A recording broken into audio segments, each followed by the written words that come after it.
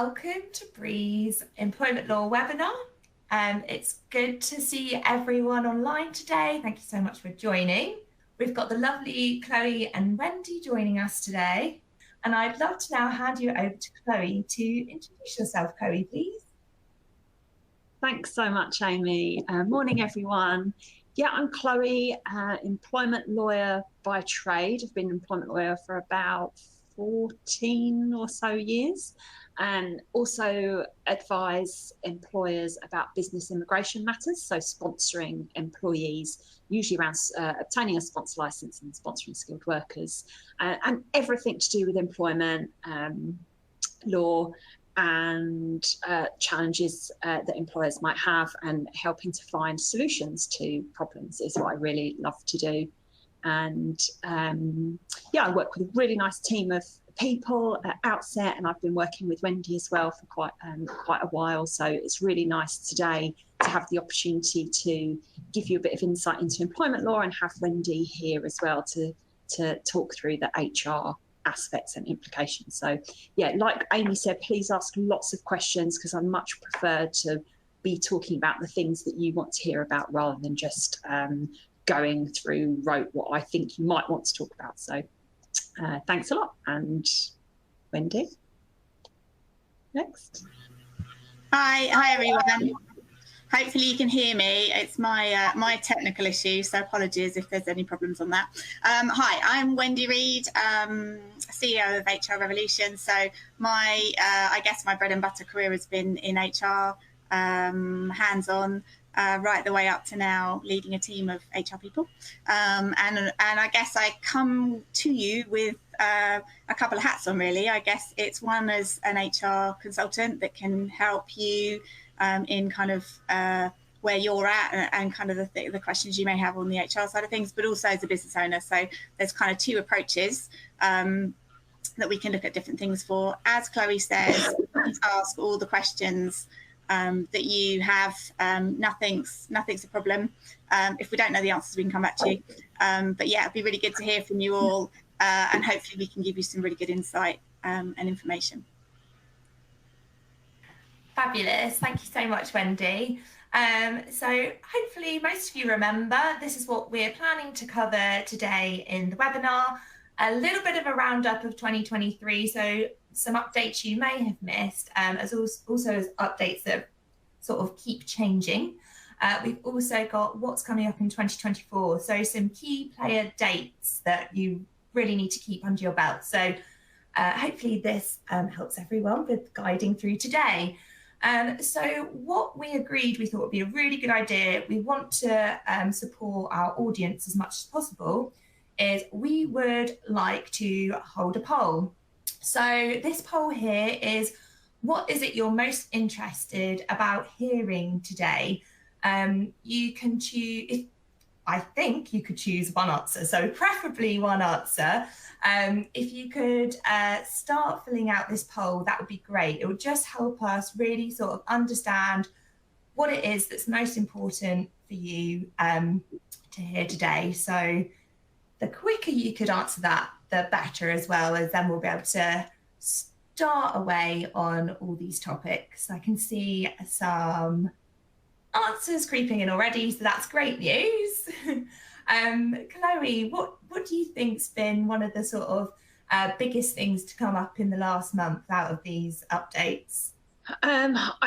We've been getting a lot of questions about holiday pay. I know holiday pay is a big one for people. Flexible working as well, I think, has been quite a popular topic. And perhaps understanding kind of the position around EU laws, because that's changed, that's flip-flopped a little bit. So yes, we've had people asking us for some clarity around that. So from conversations I've had, I think those might be popular topics, but it'd be interesting to see what the results of this poll are. I can't see it, I hope you're going to tell me.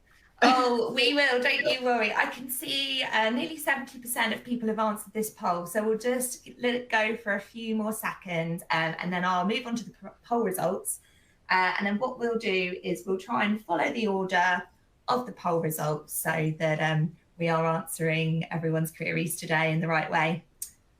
Oh, okay. I think we've hit around 70%. So we will have a little look at the results.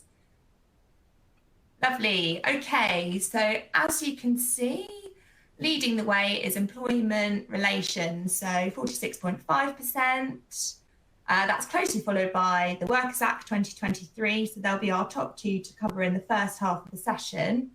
And then it's a tie between EU laws and protection from redundancy. Okay, let's kick off, shall we, with employment relations, please, Chloe.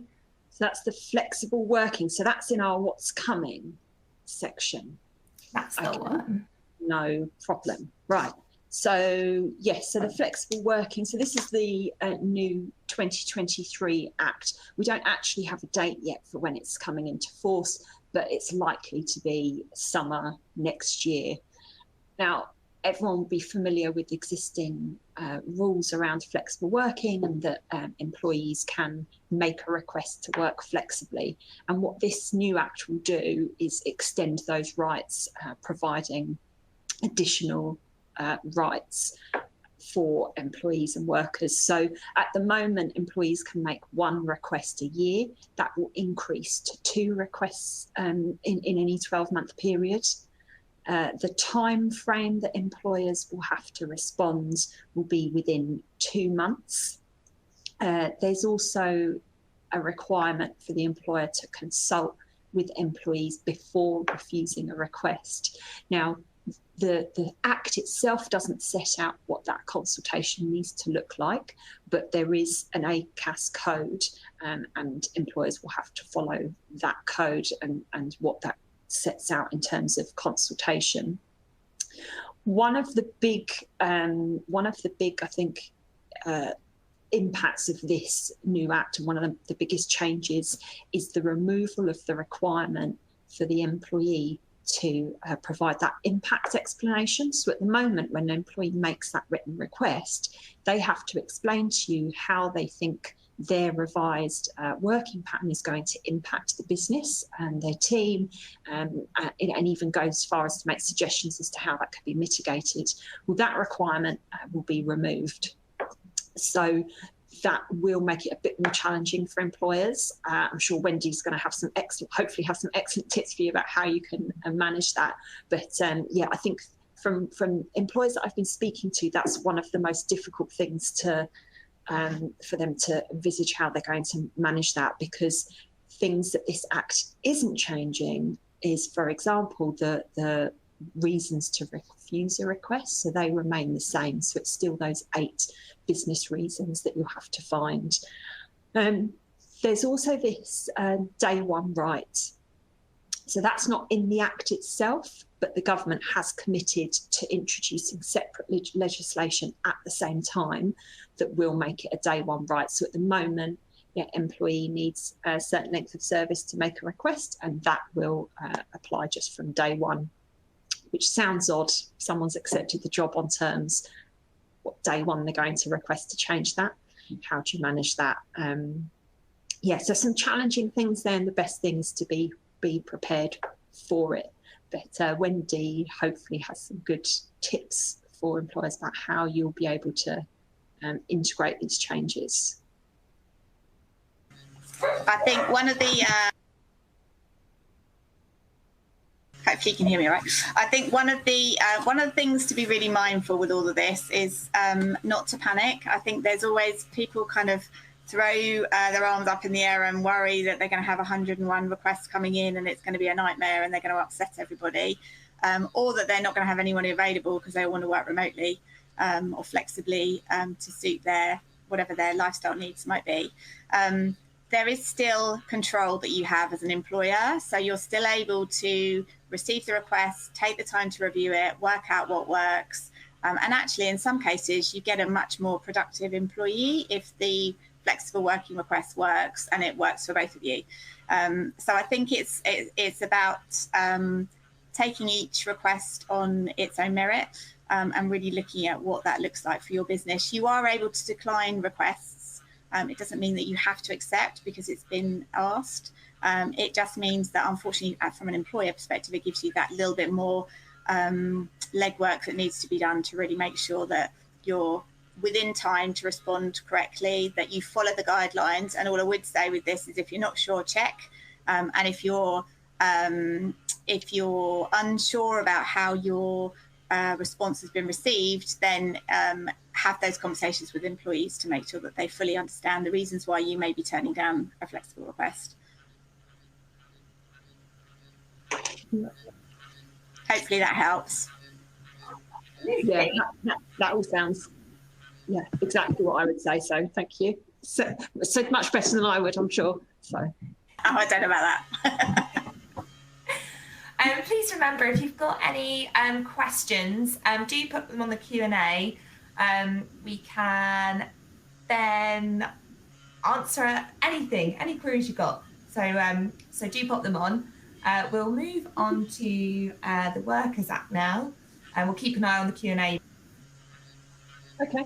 The predictable terms and conditions. Yes. Okay. This is another one for 2024. Again, we don't have an exact date for when this comes into effect, but we're thinking likely to be September next year. There is a code, ACAS code of practice out for consultation now. It's a really good idea for employers to take a look at that and have your say. So what this act will do is provide workers, those who aren't employees, who have fewer rights, so workers and agency workers, who will tend to be the ones that have less certain terms. They might be on 0 hours contracts or casual workers contracts, and this act will give them the right to request a predictable work pattern. So again, a similar kind of concept to the right to request flexible working. It doesn't mean that they have the right to a predictable work pattern. It means they have the right to request that. So they can make 2 applications in any 12-month period. There will be a minimum service requirement, so they'll have to have 26 weeks service before they can make that request. And if their current pattern of work lacks predictability, so it could be anything around their work, it could be their hours or their pay or their location, then they can make a request to provide certainty. Employers can reject the requests, and again, there'll be statutory grounds. So very similar concept to that right to request flexible working, and it's likely, again, we don't have certainty yet on what those reasons will be, but it's likely that they will be very similar to the flexible working business related reasons. So if what the Act will do is enable workers to bring claims if there are procedural failings in dealing with the request, or they're subjected to some kind of detriment for making the request. Again, very similar to that flexible working regime. So this is all part of legislation that's looking to give workers more rights. Wendy hopefully has some good insights for you as well. Can I? So as far as I'm concerned, this just relates to 0 hours and fixed term workers, really. Agency workers as well. Okay. Yeah. Fine. So, and I think with all of this, it's more about planning, I guess, which I know in business very little time is available for planning. But I think if you're able to plan when you need your workers to be on site, then you can give them that guidance of the work patterns that you need them for. As I said before, there's no need to have to accept their requests. If it's simply not possible for your business and you've got a good business reason, then there's not going to be an issue. I think it's just being very clear about your policies, very clear. And if you don't have a policy for any of this stuff, get policies in place just so that they've got something to follow. Your line managers have something to follow and you have something to follow, and then you're all working along the same lines.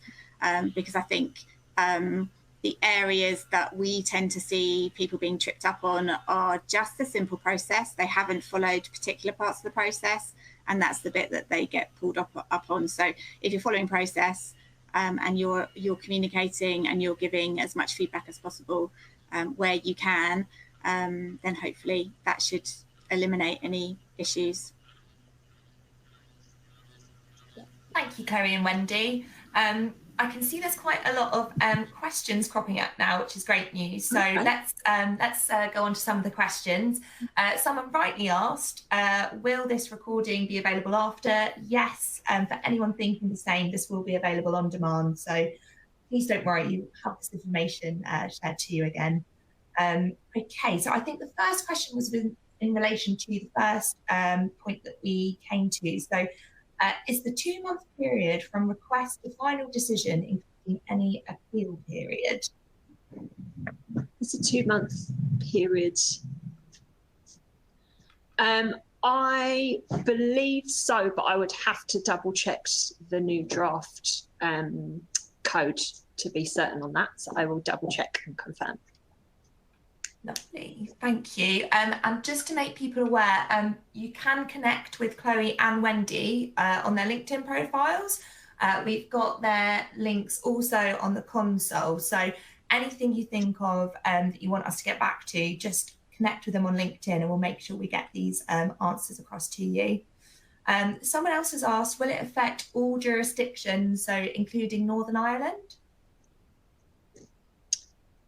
Good question. Again, I'd have to check all the tricky questions. Oh, they're coming at you today. It's that end of year feeling, isn't it? Cool. Okay. So again, if you can please connect with Chloe, that'd be great. And we will make sure we're getting back to you on that. Is this the flexible working one? Sorry. I think, yeah, I believe so. I believe so. They're coming in thick and fast.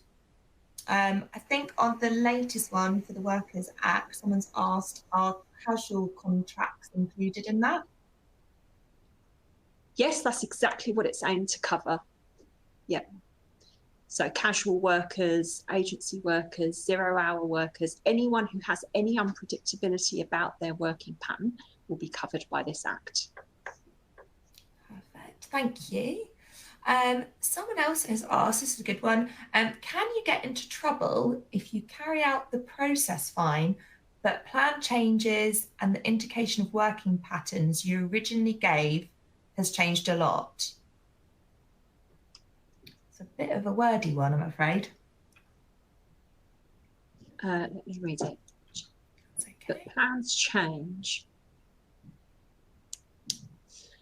So I'm not sure I quite understand. So if you've carried out the process, but then things change, I guess it depends at which point things change. So if you've agreed the working pattern, so if you carry out the process, you agree that revised working pattern, it's put into place. And then what you're saying is later on things change and now actually you find, oh, that doesn't suit us as well. You are stuck with it at that point because that will be a permanent change to their terms. So then if the needs of the business change after that and you find that that new working pattern doesn't suit your business anymore, unfortunately, you're then in a situation where, just like any other employee, you're looking at changing their terms and conditions. So then that's a whole different process. If you've gone through the process and early on you're thinking, oh, we're going to be able to agree this, but then things change, well, it's not too late because you haven't made a decision yet. But yes, once you've made that decision and you've agreed the change to terms, that change is permanent. Thank you, Chloe. We've got a couple more that hopefully might be a bit easier. What is the maximum amount of time an employer has to respond to a flexible working request? So it's that 2 months to respond to the request, and unless there's an agreed extension. So both sides can agree an extension, but that can't be unilateral. And obviously there is that question about whether that 2 months includes the appeal, and I'll double check that and come back to you. Lovely, thank you. Someone else has also asked, have there been any changes or case law that share reasons for refusal that would be unreasonable? So there haven't really been any kind of revelationary case decisions. It's the usual kind of status, really. You've got those 8 business reasons. Now, in theory, as far as the flexible working regime is concerned, it's quite easy for an employer to fit their reasons into one of those and refuse a request. Really, where the complexity comes around is usually other laws that impact that. So discrimination laws, sex discrimination, disability discrimination, it's usually those things which actually make all of this a bit more complex, because under the flexible working regime, you might have a perfectly valid business reason. Tribunal can't really argue with that. They don't have scope to argue with it. But if that decision, let's say, makes that person worse off because they're a woman and it indirectly is discriminatory, that's where the higher risk comes. So it's about looking at flexible working requests not solely from the point of view of this flexible working regime, but thinking about the wider implications of, is this person going to be worse off if I refuse it because of their protected characteristic of being female or having a disability or any number of things. Thank you, Chloe. Really helpful. We've also got some trial period questions coming in. So perhaps we can get to one of those. Can we still have a trial period for the flexible request? Is that okay?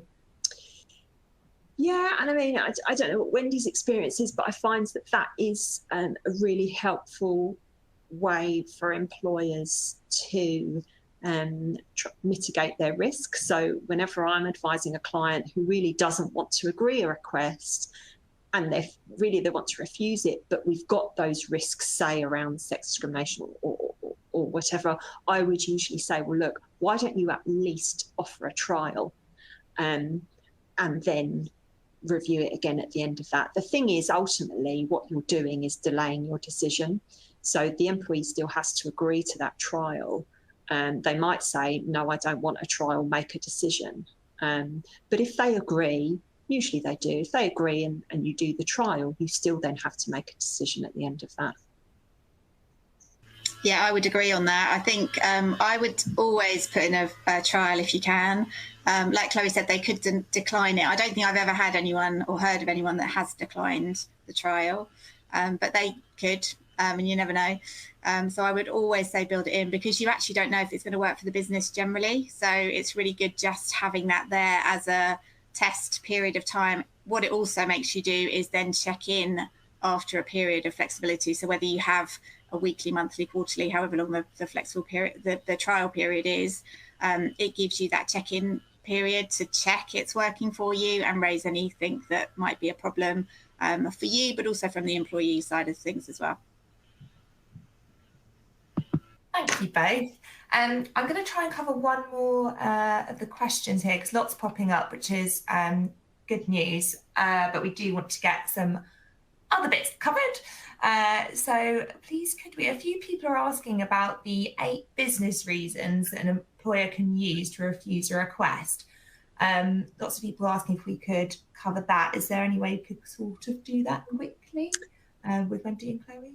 I'd have to remind myself of them all.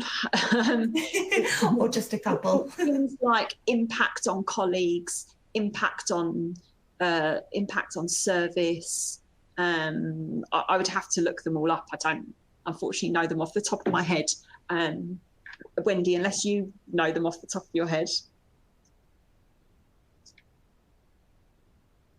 Let me have a look. Oh, Wendy, I think you're on mute, sorry. I realised I was on mute.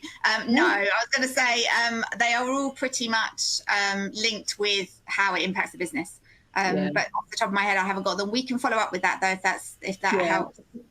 I think I've got here an overview. So extra costs, so additional costs, work that can't be reorganised among other colleagues.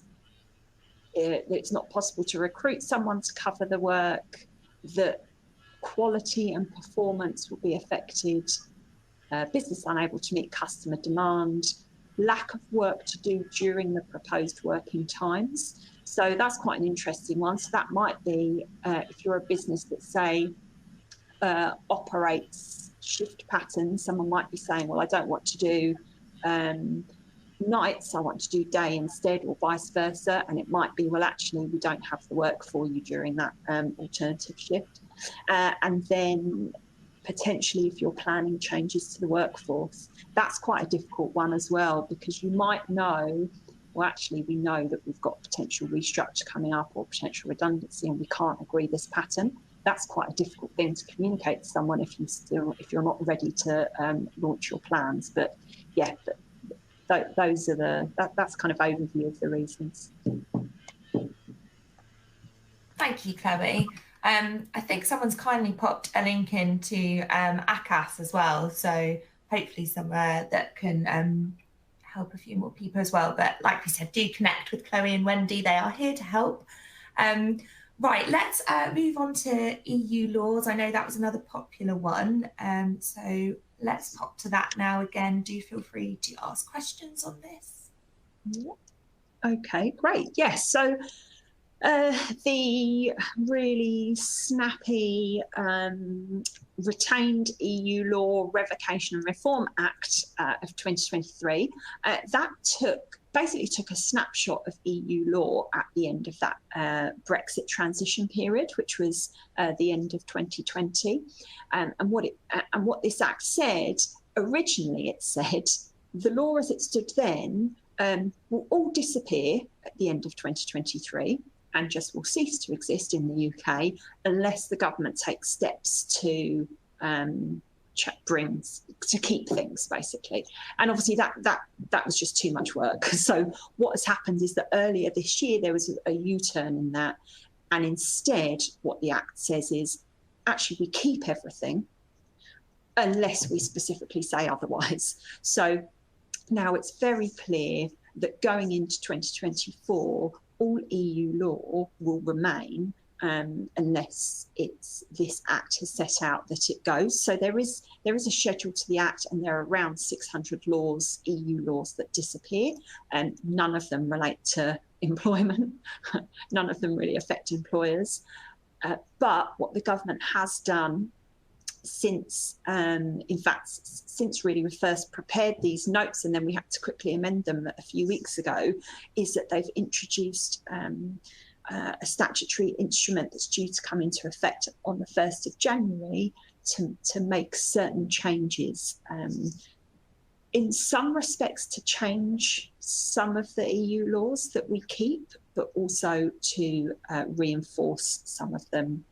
And some of this is helpful. So one of them is around holiday pay calculations. Without going into too much technical detail, and a lot of you might be familiar with using this 12.07% method of calculating holiday and holiday pay for workers who have irregular working patterns, so casual workers or 0-hour workers, and it was determined earlier this year through case law that employers couldn't do that anymore. Well, if you're an employer who did use that, you'll be pleased to know that you can use it again. So from January, these regulations will expressly allow employers to use that 12.07% for calculating holiday pay for part-year workers and for anyone who has irregular working hours. There are some other things around holiday. So the carryover of that 4 weeks that comes from EU law, carryover of that if workers are sick and can't take their holiday, or if they're on family-related leave, it's going to be clear in the regulations that that can be carried forward. It's also going to be crystallising those regulations that that 4 weeks of leave, again, when you're calculating holiday pay, has to be on the basis of normal remuneration, which includes commission, regular overtime. So cements those principles that have come out of a variety of case law over recent months and years. The other thing around holiday, again, that's quite helpful for employers is that it will remove that requirement for record keeping under the Working Time Directive. So at the moment, employers are required to keep records of all working time and rest time so that employers can demonstrate compliance with the Working Time Directive. That will disappear. And the final kind of key one is around TUPE. So there are changes to TUPE consultation. It affects a very small number of businesses. So businesses with fewer than 50 employees, if you're involved in a TUPE transfer and fewer than 10 employees are affected, then you don't have to go through that process of nominating employee representatives. You can consult directly with the employees. So it is helpful, but only to the extent it affects employers in that very narrow set of circumstances. So I don't know, Wendy, if you've got any. I was going to say, all I've got to add on that is holiday. We know holiday pay is a nightmare from an HR perspective. All I would say is just keep doing what you're doing from a point of view of checking everything and double checking until we have these laws come through and it's clarified exactly what that looks like. I don't know how, there's probably a number of you that were involved in the last change, and I think it took a good 6 months before everything settled and we kind of knew what that really looked like. So I would just say double check, and if there are any kind of drastic changes you're going to be making in the business, you know, if you're going to be making redundancies or you're going to be looking at TP or whatever, just really make sure you're checking the boxes for your policies, but also then what you need to do for your employees to make sure you're covering everything with any changes that might be coming in. Thank you both, really helpful. I can see some questions rolling in for this one as well. We'll answer a couple and then try and move on to the next topics. So someone has asked, the 12.07%, is there a link or somewhere that can show it's definitely acceptable from January, please? Last I saw consultation, it was still not decided. Thank you. Is that possible to find? Well, the date isn't decided, but it is coming into effect. So you can go on the government website and you can look at the draft regulations. They're up there. And what we don't have definitively is it's definitely effective from the 1st of January. That's what has been said, but obviously there are kind of parliamentary steps that have to be followed to actually implement the regulations. But yeah, we can sort out links to the government website. Thank you, super. And someone else has asked, holiday pay if not able to take, can an employer pay it rather than allow them to carry this over? No, well, not in relation to the 4 weeks under the Working Time Directive, no. Holiday pay can't be paid in lieu except on termination of employment. The only exception to that is if you've got irregular or casual workers. So actually someone's just asked that, can you do rolled up holiday pay for casual workers? Yes. So that's what these provisions will permit, is rolled up holiday pay for example, casual workers, 0 hours workers. You'll be able to use that 12.07% and pay them rolled up holiday pay. But that's different from someone who's, say, a salaried worker and paying them their holiday in lieu. Chloe, just a quick one on that. My understanding is that if they have their 4 weeks, if you have additional days, so if you pay them 5 weeks holiday a year, you can pay that additional 5 days. That's correct, isn't it? Yeah, exactly. So that restriction is only in respect of the 4 weeks under the Working Time Directive. I mean, what I'd say is that's all very technical, Working Time Directive and holiday pay laws. Overarching all of that is employers really need to ensure that their employees get the rest from work that they're entitled to and that they need. So overarching all of that, obviously you've got a duty to look after your employees and make sure that they're able to take suitable rest away from work. So just bear that in mind as well. Lovely, thank you both very much. I can see we're already creeping up to time. it's just gone so quickly. So the fourth most popular topic was the protection from redundancy. So if we could try and cover this one off as well, that would be fabulous. Thank you.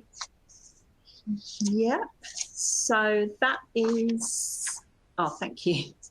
Yeah, so again, this is a 2024 piece of legislation, although we don't know when, sorry, it's 2023 Act, but likely to actually come into force in 2024. So this Act needs additional regulations to actually put it into force, and that's what hasn't happened yet. So we just have to keep an eye on developments on this. But essentially what it does is extend the existing protections for employees who are pregnant, on maternity leave or on adoption leave, or family, that type of family-related leave is impacted. So at the moment, you'll be familiar that women who are on maternity leave, if they are at risk of redundancy, they essentially take preference over anyone else that's at risk of redundancy who isn't on maternity leave for any suitable alternative roles. So that doesn't mean that you have to give them any role in the business. It's only suitable alternative in line with the legislation, and it's only in that narrow situation, but they do get precedence over the role over someone else who might also be at risk but not on maternity leave. What this Act will do is just extend that period of protection. So it's going to apply from the point at which they notify the employer they're pregnant, so the point at which you know that they're pregnant, and it's likely to be up to 6 months from when they return from maternity leave. So overall, providing a lengthy period of protection. Sorry, I just remembered one additional thing. It's also just likely to extend the extent to which employers have to look for those suitable alternative roles. So you'd be obliged to look at all group companies, across the entire organisation, including group companies, for those alternative roles.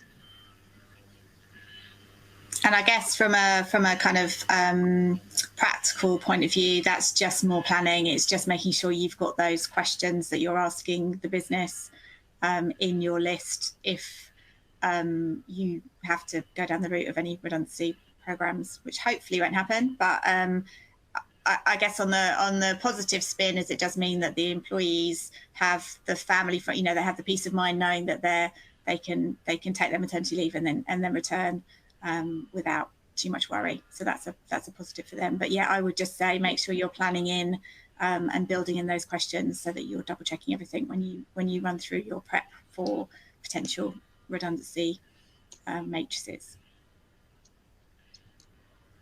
Yeah. Thank you both. I can see someone's popped on for the protection from redundancy. Does this apply to paternity leave? It's maternity, adoption, or shared parental leave. So paternity leave is only 2 weeks we're talking about, but if it's the shared parental leave, then yes, it does apply to that. Lovely, thank you. Right, we will pop on to Carers Leave Act. I think strike action was very small amount of people wanting to know more on that. So we won't cover strikes today, but do get in touch with Chloe and Wendy if you've got any questions on that specifically. And we will push on to the Carers Leave Act now. Thank you. Yeah. So this is another one that's likely to come into force next year. We think around April, possibly later. So just have to keep an eye on when that's going to happen. But it will provide the rights for employees to take up to a week flexible, unpaid leave each year. And it's to care for a dependent with a serious health condition. So as far as the Act is concerned, who counts as a dependent is a spouse, partner, child or parent. they must live in the same household as the employee, and they reasonably rely on the employee to provide or arrange care for them. And then serious health condition, or actually it's someone with a long-term healthcare need means an illness or injury that's likely to need longer than 3 months care, or they're disabled, or the care relates to the old age. So it's a very narrow set of circumstances, and probably for many it really isn't enough. I mean, I know there are a lot of people who care for example, elderly relatives, but they don't necessarily live in the same household as them, but they still really rely on them. So it probably doesn't go quite far enough for some people, but at least it's a step in the right direction for a lot of people who are caring for relatives. And I also think that this will sometimes come at you alongside a flexible working request as well, for that reason, because I think just the week is not going to be enough to kind of manage that. So it's about taking each request on its own merit, and the same as we've said with the rest of the new acts and laws, really thinking about it for your business. And if it generally will work and you can find a workaround, great. If it won't, then you are within your rights for many of the other options, the flexible working, etc., to say no. But yeah, this then gives them some time to be able to deal with their personal issues if needed. Lovely. Thank you very much, Chloe and Wendy. I can't believe how quickly this session has gone. Thank you so much for your contributions. Like I said earlier, if you do have more questions for Chloe and Wendy, do get in touch on LinkedIn. As you know and can tell from today, they're both very friendly and very approachable. And again, if you have any questions for ourselves at Breathe, do get in touch with myself as well, Amy Rosamond. I'm on LinkedIn too, or you can pop to the Breathe website. Again, if you're new to Breathe, do pop on to our About Us link. You can see on the console. If you want to learn a bit more about us, it would be great to keep in touch. So again, thank you so much for joining us today. Do remember there's some downloadable documents. This will be coming out to you on demand. And just finally, there will be a survey that pops up. We really do appreciate any feedback you've got, as we're always looking to improve and work on our webinars and hear what it is you need. So with that, we will be seeing you probably next year in our next webinar. And again, thank you so much for joining us. And thank you so much, Wendy and Chloe. It's been a real pleasure to have you on today. Yeah, thanks so much, Amy. Thanks, everybody. Thank you, everyone. Get in touch if you've got any questions. We need to collaborate. No problems. Yeah, definitely. There's so many great questions there. I'm really sorry I couldn't get to them all. Lovely. All right. Thank you, everyone, so much. All the best. Take care. Bye. Bye. Bye-bye.